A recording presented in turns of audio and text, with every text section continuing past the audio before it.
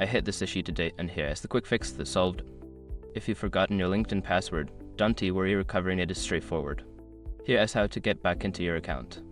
Step 1. Go to the LinkedIn sign-in page. Visit the LinkedIn website and click on Sign In. You will see an option for Forgot Password right below the password field. Step 2. Enter your email or phone number. Input the email address or phone number associated with your LinkedIn account. This is how LinkedIn will identify your account for recovery. Step 3. Check your email or SMS. LinkedIn will send you a password reset link via email or a code via SMS, depending on what you chose. Make sure to check your spam folder if you don't see it in your inbox. Step 4. Follow the reset link. Click the link in your email or enter the code you received via SMS. This will take you to a page where you can create a new password. Step 5. Create a strong new password. Choose a new password that is secure and unique. Make sure it's at least 8 characters long and includes a mix of letters, numbers, and symbols. Remember, if you don't receive the email or SMS, double-check the contact information you entered.